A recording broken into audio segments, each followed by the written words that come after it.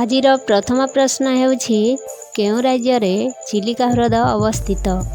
Option A Odisha, option B Bihar, option C Chhattisgarh, option D Rayagada. Friends, ପ୍ରତି ପ୍ରଶ୍ନରେ ଆପଣଙ୍କ ପାଇଁ 5 ସେକେଣ୍ଡର ସମୟ ରହିଛି। ଉତ୍ତର ଜାଣିଥିଲେ କମେଣ୍ଟ ମାଧ୍ୟମରେ ନିଶ୍ଚୟ ଜଣାନ୍ତୁ।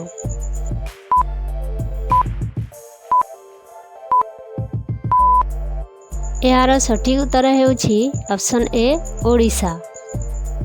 ପରବର୍ତ୍ତୀ ପ୍ରଶ୍ନ, କେଉଁ ଜୀବର 5ଟି ଆଖି ରହିଥାଏ? ଅପସନ୍ ଏ ମାଛି, ଅପସନ୍ ବି ମହୁମାଛି, ଅପସନ୍ ସି ପିମ୍ପୁଡ଼ି, ଅପସନ୍ ଡି ଝିଣ୍ଟିକା।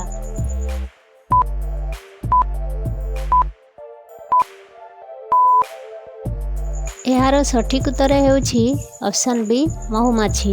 ମହୁମାଛିର 5ଟି ଆଖି ରହିଥାଏ।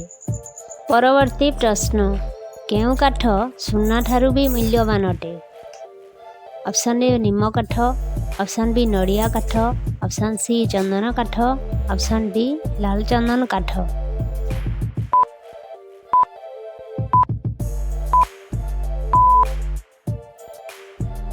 ଏହାର ସଠିକ୍ ଉତ୍ତର ହେଉଛି ଅପସନ୍ ଡି ଲାଲ ଚନ୍ଦନ କାଠ। ପରବର୍ତ୍ତୀ ପ୍ରଶ୍ନ, ମାଛ କାହା ଦ୍ୱାରା ଶ୍ୱାସକ୍ରିୟା କରିଥାଏ? ଅପସନ୍ ଏ ଆଖି, ଅପସନ୍ ବି ନାକ, ଅପସନ୍ ସି ଗାଲିସି, ଅପସନ୍ ଡି ଚର୍ମ।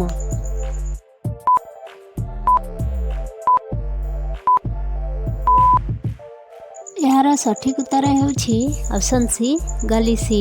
ମାଛ ଗାଲିସି ଦ୍ୱାରା ଶ୍ୱାସକ୍ରିୟା କରିଥାଏ। ପରବର୍ତ୍ତୀ ପ୍ରଶ୍ନ, ଆମ ପୃଥିବୀରେ ମୋଟ କେତୋଟି ଦେଶ ରହିଛି?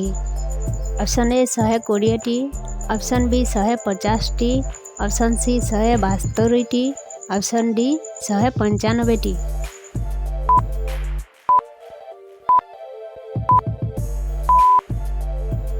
ଏହାର ସଠିକ୍ ଉତ୍ତର ହେଉଛି ଅପସନ୍ ଡି 195ଟି।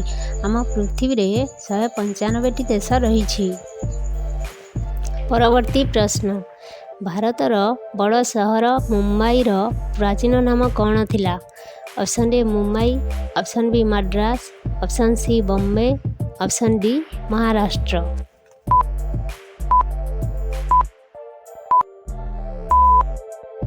ଏହାର ଉତ୍ତର ଜାଣିବା ପୂର୍ବରୁ ଯେଉଁମାନେ ଚ୍ୟାନେଲରେ ନୂଆ ଅଛନ୍ତି ଚ୍ୟାନେଲକୁ ସବସ୍କ୍ରାଇବ୍ କରି ବେଲ୍ ଆଇକନ୍କୁ ଦବାଇ ରଖନ୍ତୁ। ଏହାର ସଠିକ୍ ଉତ୍ତର ହେଉଛି ଅପସନ୍ ସି। ପରବର୍ତ୍ତୀ ପ୍ରଶ୍ନ, ପାକିସ୍ତାନ ଦେଶରେ କେତୋଟି ରାଜ୍ୟ ରହିଛି? ଅପସନ୍ ଏ 8ଟି, ଅପସନ୍ ବି 10ଟି, ଅପସନ୍ ସି 15ଟି, ଅପସନ୍ ଡି 20ଟି।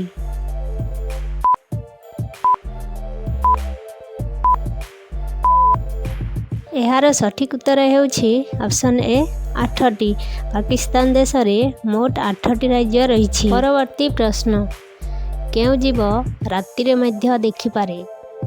ଅପସନ୍ ଏ ବାଘ, ଅପସନ୍ ବି ଭାଲୁ, ଅପସନ୍ ସି ବିରାଡ଼ି, ଅପସନ୍ ଡି ଚିତା।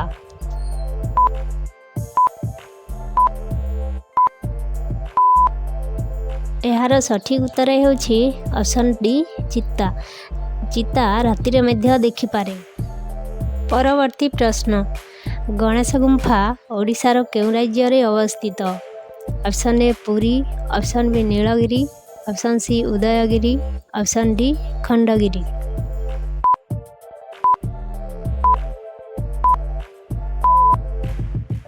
ଏହାର ସଠିକ୍ ଉତ୍ତର ହେଉଛି ଅପସନ୍ ସି ଉଦୟଗିରି। ଗଣେଶ ଗୁମ୍ଫା ଉଦୟଗିରି ଠାରେ ଅବସ୍ଥିତ। ପରବର୍ତ୍ତୀ ପ୍ରଶ୍ନ, ଓଡ଼ିଶାର କେଉଁ ଜିଲ୍ଲାରେ ହାଇକୋର୍ଟ ଅବସ୍ଥିତ? Option A Bhubaneswar, option B Baleswar, option C Cuttack, option D Sambalpur.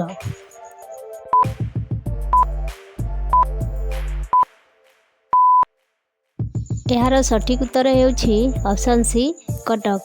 ଓଡ଼ିଶାର କଟକ ଜିଲ୍ଲାରେ ହାଇକୋର୍ଟ ଅବସ୍ଥିତ। ଭିଡ଼ିଓ ଭଲ ଲାଗିଥିଲେ ଗୋଟେ ଲାଇକ୍ କରନ୍ତୁ ଓ ଚ୍ୟାନେଲରେ ନୂଆ ଥିଲେ ଚ୍ୟାନେଲକୁ ସବସ୍କ୍ରାଇବ୍ କରି ବେଲ୍ ଆଇକନ୍କୁ ଦବାଇ ରଖନ୍ତୁ।